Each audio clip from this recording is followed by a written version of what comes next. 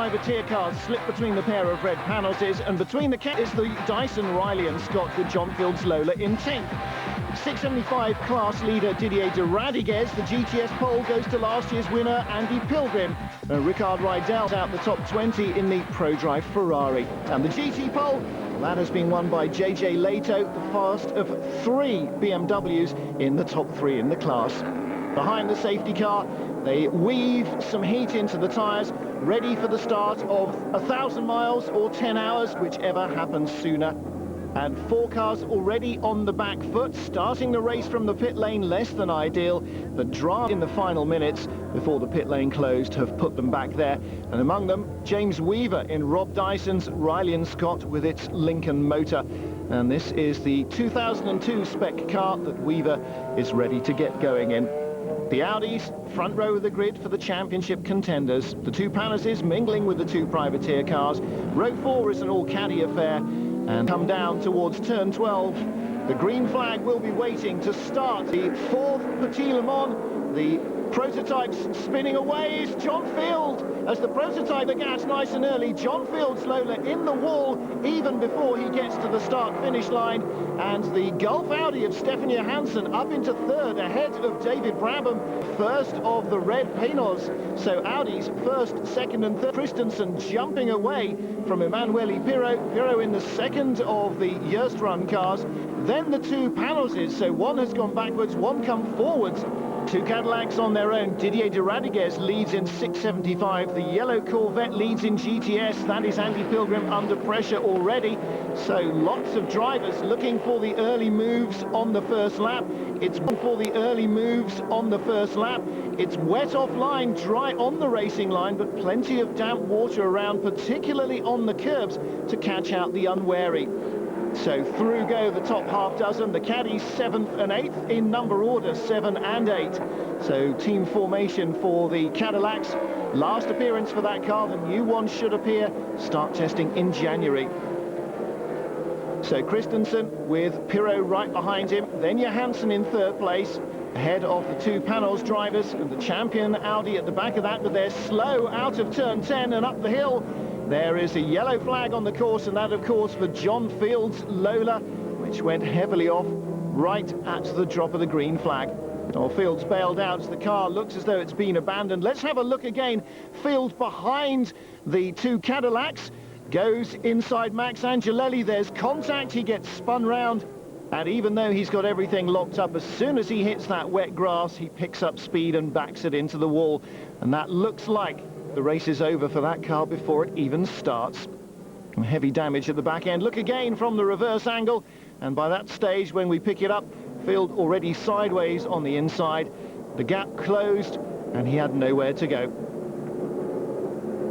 So yellow flags at the end of lap 1. Safety car out and the field following them round. The 2 Audis once more, 1st and 2nd, then the Gulf car in 3rd, then Brabham in 4th, Klaus Graf in 5th, and Johnny Herbert in 6th place. The Cadillac there of Angelelli looks to be okay, no damage it would seem. On board with Hans Stuck, he is 3rd in the GT class, in the PTG BMW GT3R. 4 of these new V8 engine cars leading the GT class, the previously dominant Porsches, now on the back foot. So ready to go again, and Christensen crawling out of turn 10, but Pirro is not very quick away. And as Christensen runs down to 12 to take up the green, the Gulf car moves into 2nd place. Brabham has a look at the back of Emanuele Pirro as well. Graf right behind him, Johnny Herbert right behind Klaus Graf, looking down to the inside of turn 1. That's a brave place to go inside on cold tyres. He doesn't make the move, nor does Brabham. But the Gulf Audi of Stefan Johansson now in a strong 2nd place. The privateer Audis, the Gulf car, the European Le Mans champions this year, and the champion car not winning a race here in the States yet. But look at this.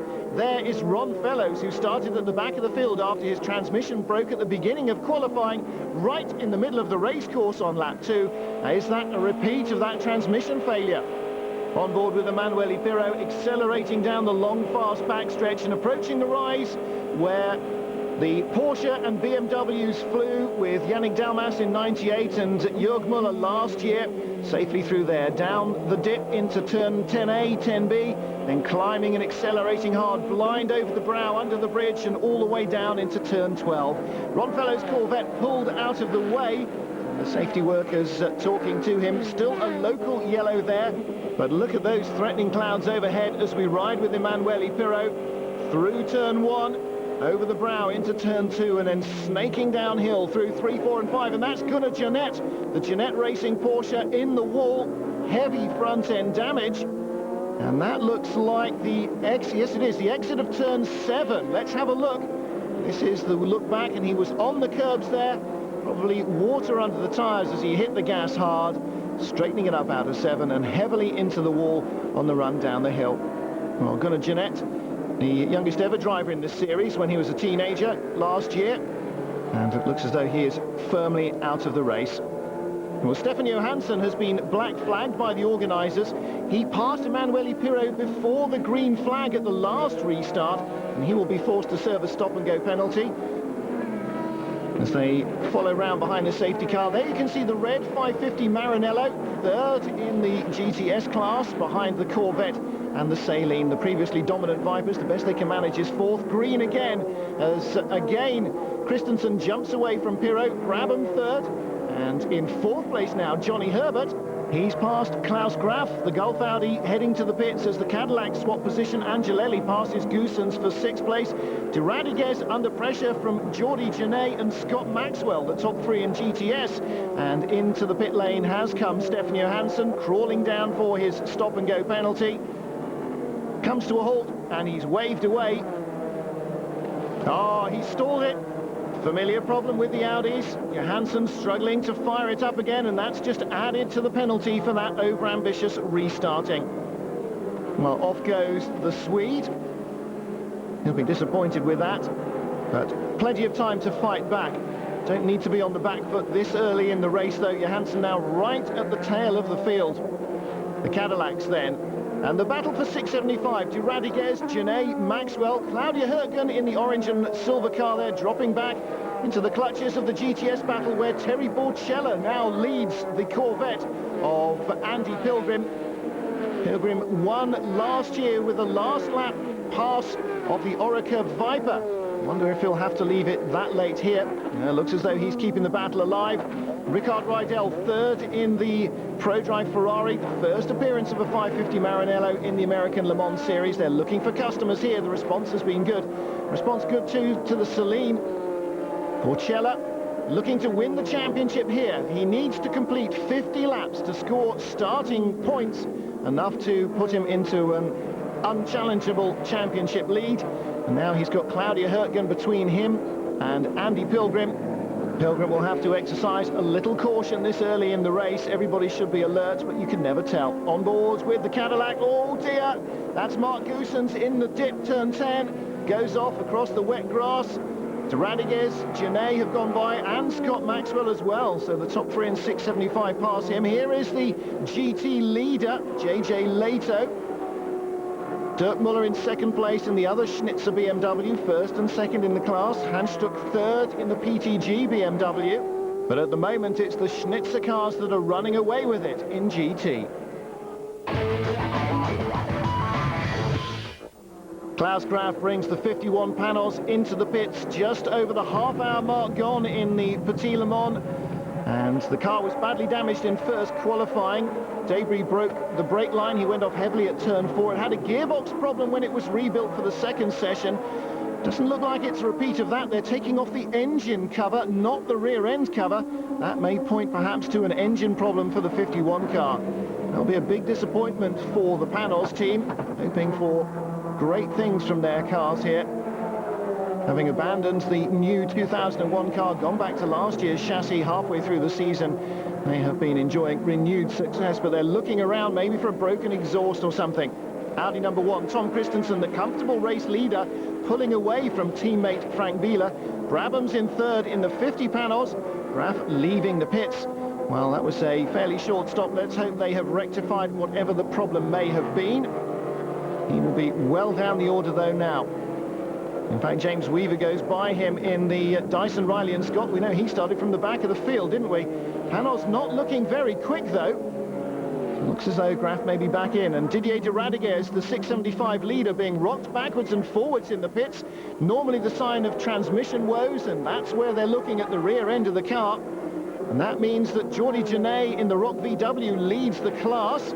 Dick Barber Racing's Porsche is in, so 2 of his 3 cars are in, and Klaus Graf goes back behind the wall. Not a good start to the race for Dick Barber Racing or for the Panos team either.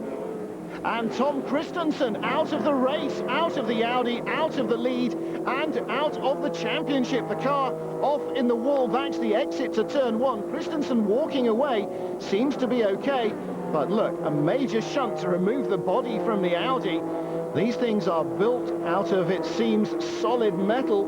They really are extremely robust. You have to go off very hard indeed to damage one badly, but Christensen out of the race.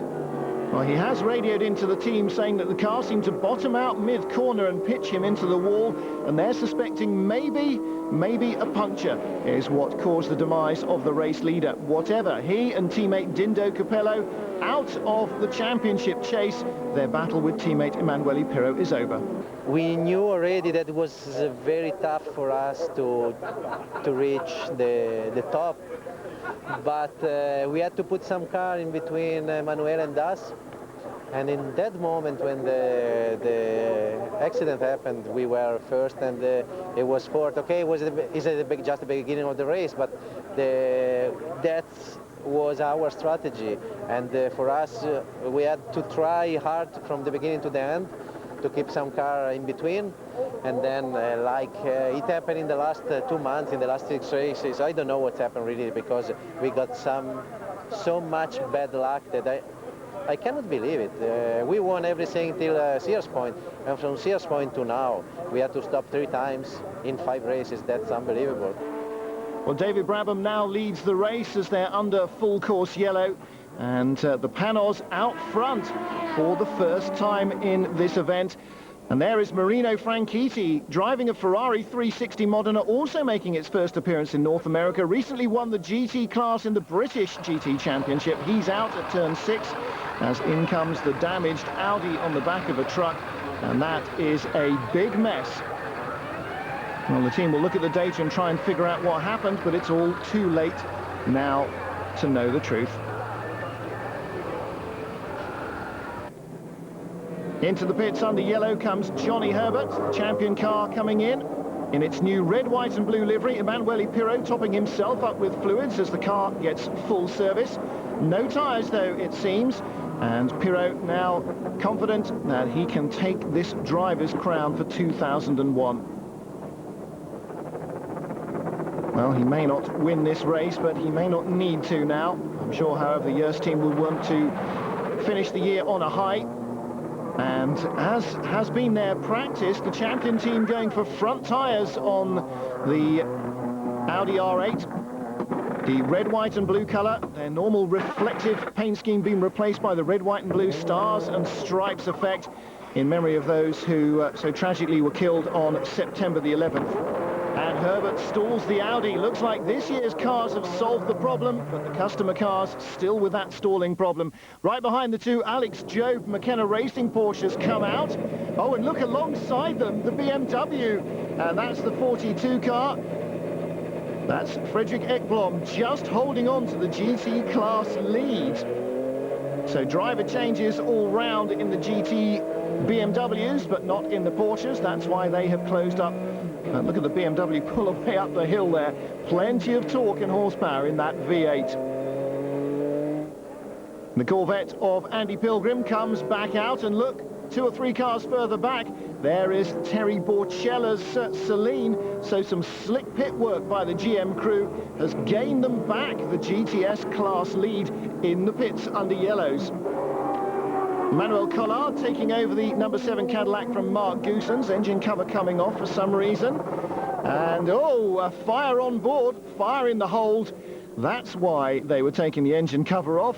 Fire while they were refueling, the team quickly dealing with it, but Collard bailing out, as you might expect, sitting in a fireball. And they were just taking the engine cover off to check that everything was okay. They've persuaded him it is safe to go. Green flag, an hour into the race, they go racing again. And out front, Claudia Hurtgen making a pass for the lead on Chris McMurray. The two 675 cars have not stopped yet for fuel. They are first and second, but realistically, of course, Pirot and Herbert here will close and pass them very quickly.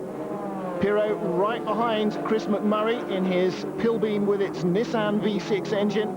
Ooh, come on, Emanuele, don't take silly risks this early on. There's another 900 and odd miles to go. Blast past McMurray, Johnny Herbert right with him, on board with Emanuele Pirot, and a very slow Viper of Dino Steiner, way back after a long pit stop. Gets past him, but he's watching the mirrors, and look in his mirrors, you can see the headlamps there of Johnny Herbert, and Herbert, of course, on fresh front tyres, whereas Pirot's have done an entire hour already, and the speed of the Audis, the 900 prototype, breezing by Claudia Hurtgen's 675 car.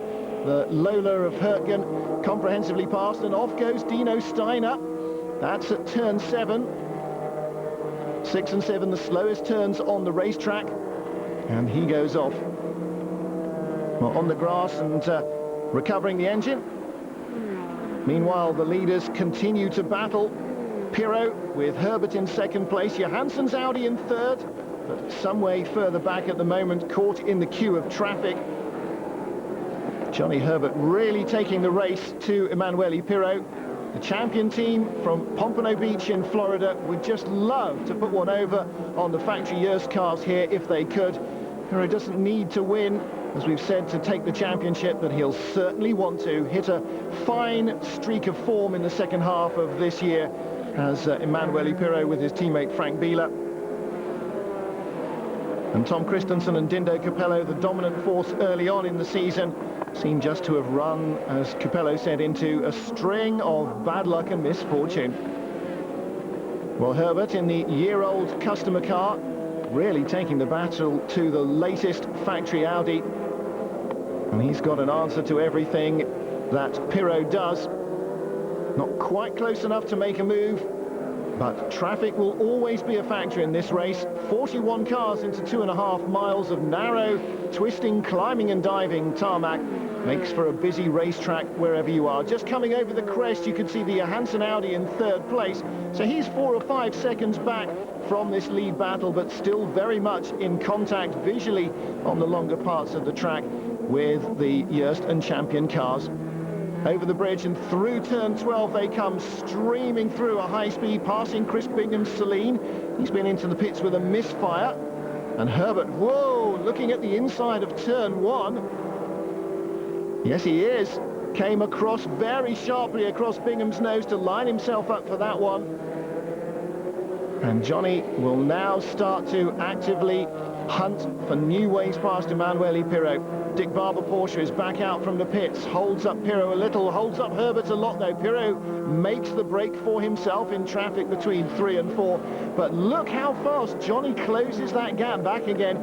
You really sense the champion car would be quicker could he get past. 6 and then down to 7, slippery, off camber, bumpy, sliding out wide, not too wide, and then pouring on the power, downhill and accelerating past 8 through the flat out turn 9. Oh, and down at 10, there's a spinner. That is the Mike Colucci Racing Callaway. Caught Wagner's just taking it over under the last yellows. He spun and he manages to remove the car from the curbs before the leaders arrive. Well, that's good news for Pirot. And for Herbert as well. He may have been able to close, but of course would not have been able to pass. I'm sure there was a yellow flag there. Through 12, flat out down the straight, and behind them, look at this battle going on in GTS class. Andy Pilgrim in the 4 Corvette, again with that Stars and Stripes motif, and United we stand on the back wing. Right behind him, Terry Borchella. Borchella in Franz Conrad's Celine, determined to pass. He's looking for a way right now. And right in front of him is that little Pilbeam Nissan. He goes inside of turn 1. And Pilgrim, looking over, knows that it's a done deal. He's got no way to fight that. Gives him racing room. And the Celine is back in front for the second time in this ding-dong GTS battle. Well, let's have a look here. Exiting 7, That is Johnny Herbert, and right behind it, David Brabham. Herbert with a wheel in the dirt, spins up. Brabham gets inside him and is into second. And look at this, in traffic behind the Celine. My goodness, well, Pirro squeezed through, taking a third of a chance, but still Brabham now fired up and up into second place. So Pirro leads, Brabham second. David Brabham absolutely flying. Fastest man on course at the moment in the Panos number 50 car, and quicker than the Works Audis. Of course, Panos suffering a dreadful turn of fortunes this year at the beginning of the year with their new low-line car. After Le Mans, they reverted to last year's chassis, and it was as if they'd never been away, or at the back of the prototype class anyway, back on form. And Brabham clearly desperate to win the season on a high here at home at Road Atlanta. 1 hour and 20 minutes into the fourth Petit Le Mans, the final race in the American Le Mans Series for 2001. The lead battle, a three-way scrap. Emanuele Pirro in the number 2 Yost Audi leads David Brabham in the 50 Panos. Johnny Herbert in the 38 car, the champion Audi, in third place. And Pirro in traffic, but who's that off the circuit? Brabham on the left-hand side of picture. David Brabham in second place has gone off, and it must have been a clash with Dino Steiner's Viper. The car over there in the wall on the right-hand side, and Brabham with broken right suspension back on track. But the steaming wreckage of the Viper, it looks as though that will go no further. The Brookspeed car is out. Dino Steiner bailing out of the car. Looks as though he is uninjured, opening the door as the marshals go and attend to him. And that's a fairly severe frontal impact with the wall. Well, Brabham, rear end collision. Look, the rear wing flapping about, and that right rear wheel really looking in danger of parting company with the car. He still has an engine and transmission though, and brakes clearly, and the determination to fight this car back to the pits to see what the crew can do. Well, let's have a look into turn one. Here's Brabham. There goes the race leader around the outside of the Viper. Brabham, oh, taking a tighter line, trying to cut in tight behind Pirro, and I think just misjudged the length of the two cars. Going past a Viper, it is an awfully long car. Let's have a look again from the reverse angle. Well, the collision happens before we get to the brow at turn 2, but Brabham goes off on the left of picture and on the right of shot. And there goes Steiner into the wall. Well, there is Klaus Graf's teammate, Christoph Tinso, not getting a chance to drive this weekend. That car's out already. I wonder if Magnussen will be able to get behind the wheel of this car. Well, Brabham doing a sterling job, trying to come back as quickly as he can to limit the time damage, but as slowly as he dare to stop what's left of the car falling apart. And again, another look here. Pirro leading Brabham around the outside of the Viper. Yeah, I have to say, I think that looks as though Brabs just misjudged it going down past that Viper. Well, lots of debris already on the racetrack, Brabham adding to it. There is Magnussen watching with the crew as Chris Gorn, the chief engineer, stalks in through the back of the pits. They'll be looking at the car on the monitors, trying to figure out what's broken and having parts ready. Well, basically the entire right corner, the under tray and the rear wing will need to be replaced, and who knows what else once they start stripping parts away. As with any damage, the more you look, the worse it gets. Well, Brabham back behind the wall. Let's take a look again. The team will rebuild the car, and that'll be a big disappointment for Panos and particularly for David Brabham. Yeah, I was having a good race, and the car was running real strong. And it all got a bit tight in there. I don't think the back marker saw me and just moved over enough just to hit me. And, you know, I was coming through at quite a speed. But it's just unfortunate, one of those things. One of those things for Corvette as well. Ron Fellows' car disqualified. A crew member worked on it out on the race course. So now Corvette down to just the 4 car. That's Andy Pilgrim leading in GTS again from Terry Borchella. What a seesaw battle. Pilgrim just holding on. Borchella once more all over the back of the Corvette.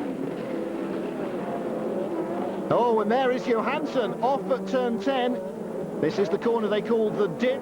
If you want to know why it's called the dip, well, there's the hill down there. But in fact, the racetrack used to be lower before the circuit was rebuilt.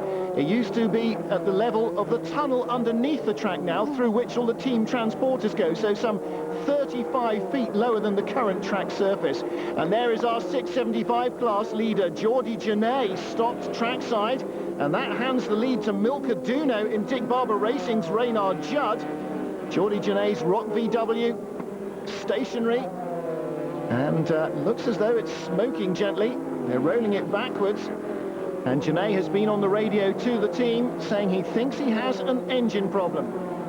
Well, the Lehman-built VW-based 2-litre turbo engine, normally one of the strong suits of that car. Somebody has left a nose. It looks like a prototype. It is a prototype.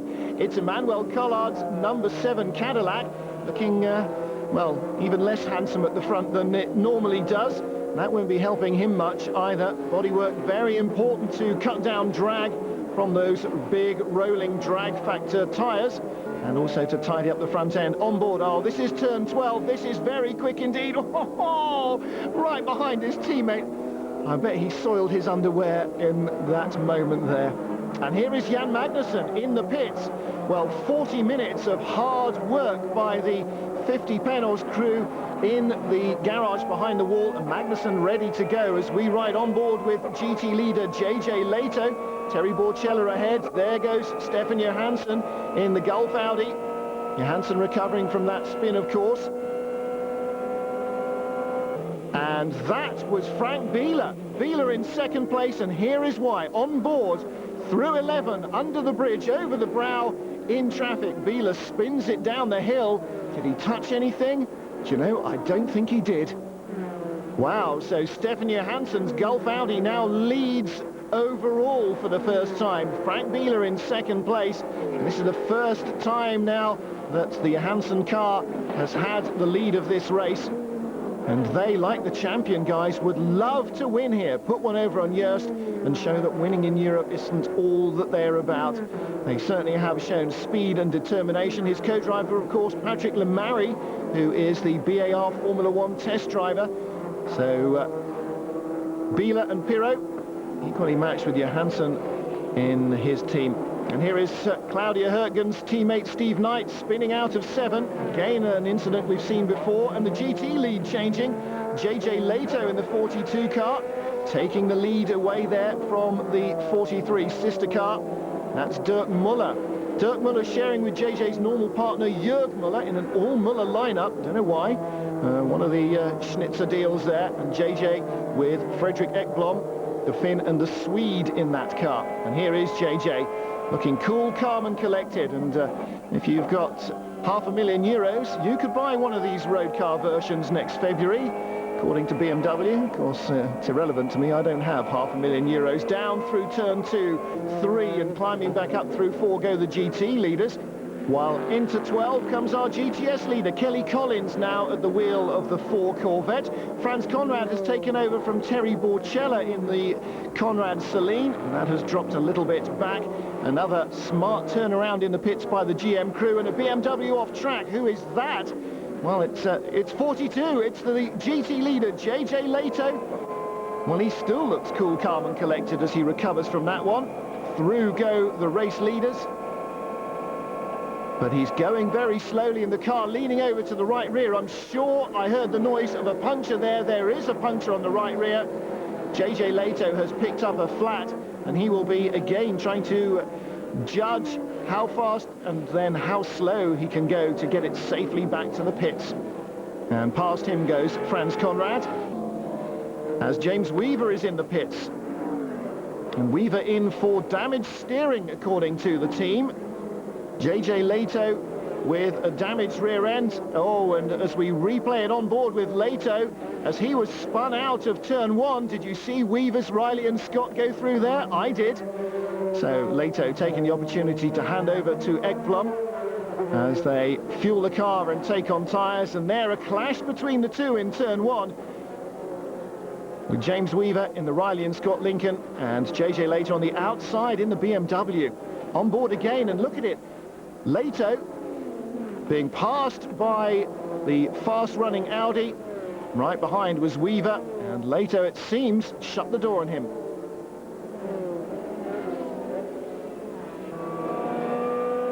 So Fredrik Ekblom now on board. They've lost the GT lead to their teammates. They will try and fight back.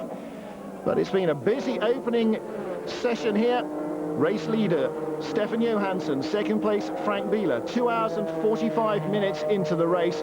A race already packed with drama and with nearly 7 hours remaining before the clocks run down to 10 p.m. So, oh, my goodness me, narrow squeeze through traffic there by Stefan Johansson. Two wheels bouncing up the curb, loses speed. Frank Biela comes by him. Biela with the run down the straight. This is to turn 6, around the outside into 6 and 7 goes Biela. Wow, that's a ballsy move. There's no room for error there, and he knows it. Yeah, look at that big wave of thanks to Stefan Johansson to say, thank you so much for not taking me off there by slamming the door. On board with Fredrik Ekblom on the pit straight and into turn 1. This is quick stuff, starting to climb up the hill now, using all the torque of the BMW 4-litre V8 to pull it over through 2, blind into 3, then pouring on the power down the hill through 4 and 5, and then climbing up to turn 6 again. And here in the dusk is Hugh Plum in the cycle Porsche, the 52 car. Wow! Rick Fairbanks just missing the spinning Porsche. Flat out up the hill here. Through goes the Gulf Audi. Ooh dear, and he's right in the middle of the track. He's stalled it as well. He's trying desperately to get out of the way. More drama as dusk approaches.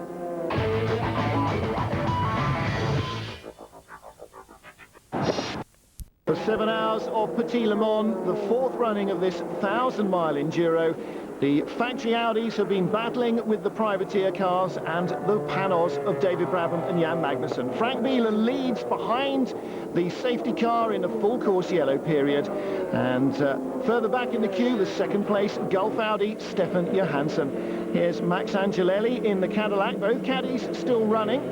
They're some laps down on the leaders, relaxing behind the safety car. The late afternoon sun, the sun just about to set, glinting off the visor and the bodywork, and that will produce more problems for the drivers. Well, recovering from their early dramas, this is Jan Magnussen in the factory Panos, the much delayed car, often the fastest on the racetrack. And as we get back to green flag here between the champion Audi of Andy Wallace and the Gulf Audi, Magnussen making up places. The two Audis are several laps ahead of him and, in fact, of the Cadillac that's just in front in this little prototype battle as they weave their way through the GT class, Porsches and BMWs. But all 4 of them running at very similar speed into the night time. And Magnussen and Brabham, after that accident that put them out, really flying. Patrick Lemary at the helm of the Gulf Audi at the moment on the tail of this queue. But Magnussen shaping up Andy Wallace. He's looking for a pass down into 10 maybe. Well, Wallace gets past the Alex Job Racing Porsche, and so does Magnussen. Wallace sliding on the exit. And Magnussen down into 12, right behind the champion car. Like teammate David Brabham, Jan is such a ballsy racer. Just takes every opportunity to go as quickly as he possibly can. Neither of them lack anything in skill or bravery, that's for sure. Andy Wallace and Johnny Herbert, another really well-matched crew in that champion car. They may not have the experience that the Urs team have in running these Audis, but in the second half of the season, they have really come on strong with this car. And the photographer's flashbulbs will be picking up that distinctive Dayglow red, white and blue stars and stripes livery that's been freshly applied to the car in the wake of the terrorist atrocities at the Twin Trade Towers and at the Pentagon at the beginning of September. Well, Magnussen with Lemary behind him, with Wallace in front of him, and spearheading the charge through the traffic is the Cadillac. Past one of the Schnitzer BMWs. And they're tough cars to pass, lacking very little in top speed and with great brakes. Well, jaded faces among the pit crews, and in the closing stages, particularly as they get into the darkness, for crews and drivers, concentration absolutely critical if they're to avoid costly errors. Nightfall often seems to be, like dawn in 24-hour races, the most dangerous time. Magnussen squeezes past Wallace, and Lemary lining up to do much the same. Now Magnussen around the outside. Yes, he is safely, of the 7 Cadillac. The Emmanuel Collard-driven car. Delayed, as we saw, with a number of dramas, bodywork flying off, engine trying to set light to itself during the pit stops and so on. And the Panos still bearing the scars of its back into the wall earlier in the race. But these 2 privateer Audis on the same lap as the Yerst car that leads, and a spinner. That's the 32 car. Doc Lohman right in the middle of the track, and as he's trying to refire the car, look at the flames from the exhaust. That's just pure unburnt fuel being churned out through the red-hot exhaust system.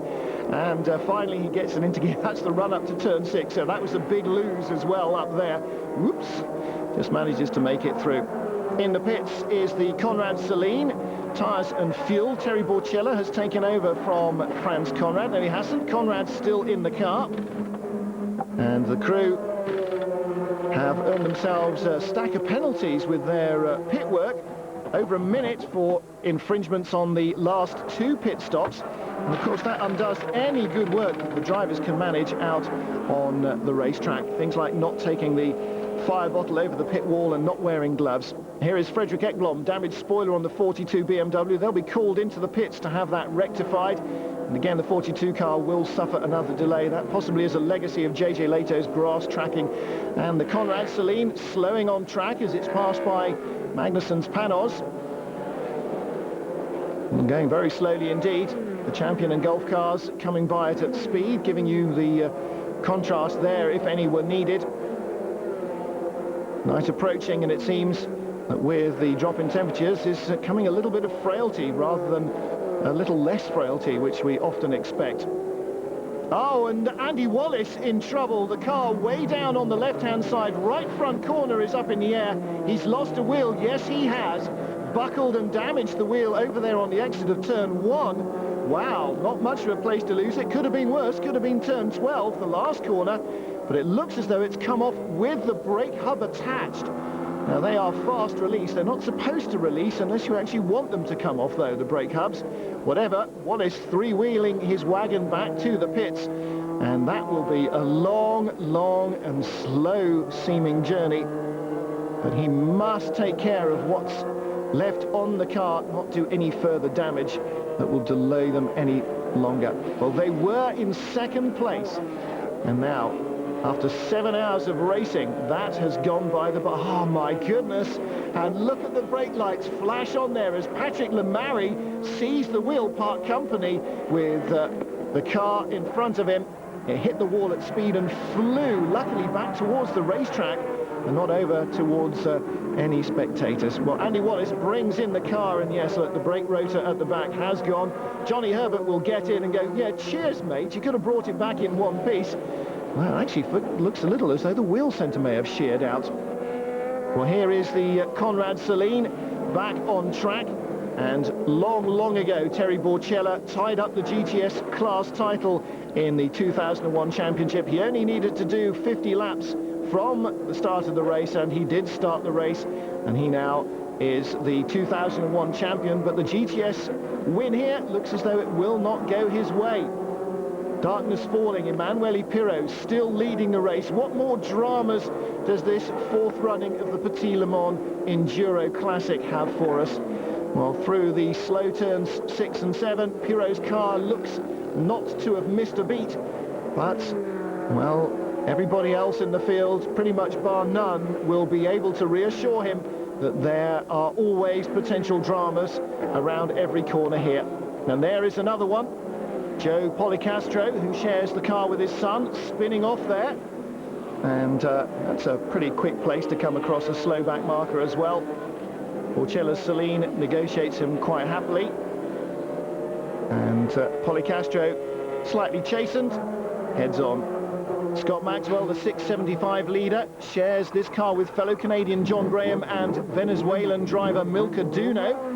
And the three of them comfortably leading the 675 class in Dick Barber Racing's second string Lola Judd. Normally the Didier de Radiguez headed team would have been expected to be the quicker, but they went out way before the end of the first hour even, leaving their teammates in a commanding position. And dramas now for Andy Pilgrim, Kelly Collins and Frank Freon, the 4 Corvette in the pits. The crew changing the brakes, but at 7.5 hours into the race, they do have a couple of laps in hand over their next challenger in GTS, the Conrad Celine. So taking the option, better safe than sorry. Better to spend time in the pits than risk ending the race in the wall. So darkness really upon the Atlanta circuit now. Road Atlanta, north of the capital of the state of Georgia. And into the pits also for service has come Stephanie Johansson. Tyre marks on the side of the car in several places, showing just what a rumbustious race it has been.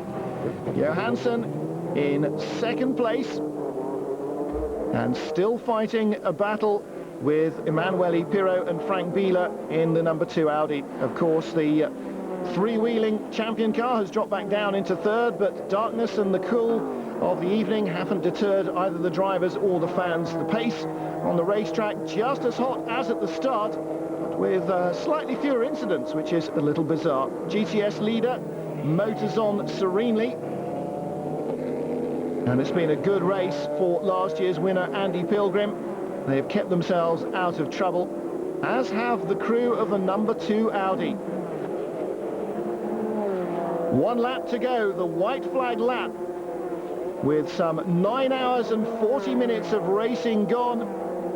On to the last lap they go. Johnny Herbert with Andy Wallace will take a podium finish with the champion Audi.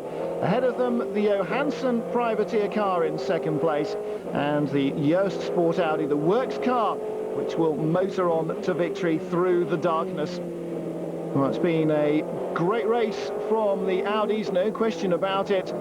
And although Capello and Christensen's car was in the wall and out of the race in the first hour, the number 2 car has rarely missed a beat. And it'll be a very welcome victory for Frank Biela and Emanuele Pirro, who will join the team on the pit wall and celebrate the fact that he, and because of the vagaries of the scoring system, he alone is the 2001 American Le Mans Series LMP champion and the overall series champion. So Biela and Pirro win for Audi. A very convincing victory indeed. Their rivals had problems, had accidents, but most of all, the number 2 car avoided them, and that is the secret of winning in endurance racing. Frank Biela salutes the crowd as the fireworks go off over the Georgia woods. And Biela and Pirro celebrating a high end to the year with the factory Joest Run team. Reinhold Joest's men have won pretty much everything they set their mind to this season. And the GTS class, like at Daytona, like at Le Mans, going to the factory Corvettes. And Andy Pilgrim winning for a second year as Emanuele Pirro wells up with emotion. The championship is finally his. The 675 class Milka Duno, the Venezuelan lady, brings Dick Barber Racing's car across the line to win the category comfortably. What a way for her to finish her season. And for Jörg Müller, he failed to win here the last 2 years. This time he's second as well in the GT class behind Hans-Stuck Boris Said and Bill Aublin's PTG BMW. But Jörg Müller wins the Drivers' Championship, and perhaps the greater goal that has been. So the GTS class going to the Corvette, the GT class going to the BMWs, but the overall victory going to the number 2 Audi of Biela and Pirro, and 675 going to Milka Duno, John Graham and Scott Maxwell.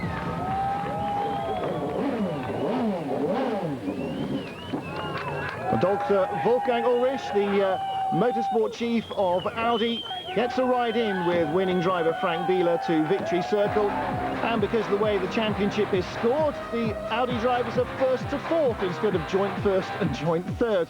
Hey, go figure, I don't make the rules up. Pirro is the champion though. And the Joest drivers joined on the podium by the champion pair in third place and the Gulf pair in second.